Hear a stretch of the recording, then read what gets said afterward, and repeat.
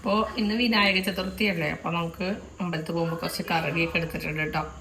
അപ്പോൾ പോയി അപ്പം ഞാൻ ആദ്യം പോയത് നമ്മുടെ സുബ്രഹ്മണ്യം കോവിലാണ്.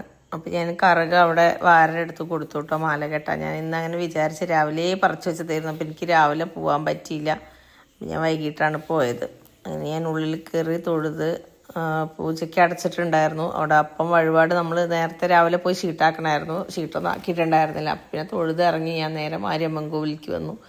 അവിടെ നല്ല തിരക്കിയിരുന്നു കേട്ടോ. അവിടെ ഗണപതിക്ക് അപ്പം മൂടൽ വഴിപാടായിട്ട് അങ്ങനെ ഉണ്ടാവാറുണ്ട് എല്ലാ വർഷവും. മുന്നേ ഷീട്ടാക്കണം നമ്മൾ, എല്ലാ വർഷവും ഞാൻ ഷീട്ടാക്കാറുണ്ട്. പക്ഷേ ഇപ്രാവശ്യം എനിക്ക് ഇന്ന് രാവിലെ ഇന്നലെ ഒന്നും പോകാൻ പറ്റിയിട്ടുണ്ടായിരുന്നില്ല. അപ്പം ഞാൻ ചെന്ന സമയത്ത് അതൊക്കെ കഴിഞ്ഞ് അവരതൊന്ന് എടുക്കുമായിരുന്നു കേട്ടോ. അത്യാവശ്യം നല്ല ക്യൂ ഉണ്ടായിരുന്നു.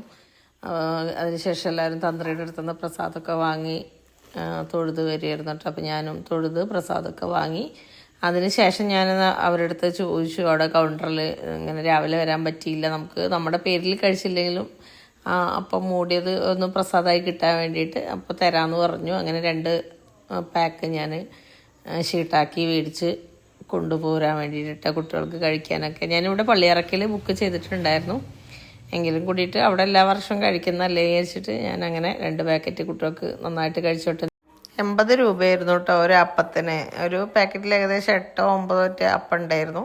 അങ്ങനത്തെ 2 അപ്പം മേടിച്ചു. ഞാൻ കഴിഞ്ഞിട്ട് പിന്നെ നേരെ വേഗം പോന്നു കേട്ടോ. കാരണം ഒരുപാട് രാത്രിയാവുകയും ചെയ്തിട്ടുണ്ടായിരുന്നു. പിന്നെ ഇന്ന് ഞങ്ങളൊരു വിശ്വാസപ്രകാരം നമ്മൾ അത്തവും ചതുർത്ഥിയും കാണാമെന്ന് പറയും. നമ്മൾ വിനായക ചതുർത്ഥിയുടെ അന്ന് നമ്മൾ അമ്പിളിമാമനെ കാണാൻ പാടില്ല എന്ന് പറയാം.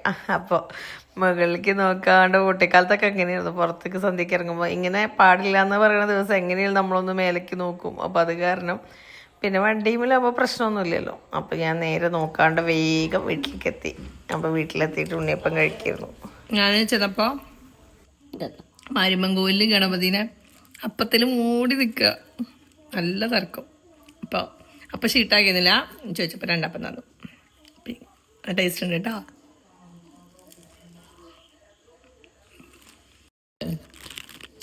രണ്ട് പാക്കറ്റ് അവിടുന്ന് വാങ്ങി. ഇത് നമ്മുടെ പള്ളിയിറക്കത്തെ. ബൈ.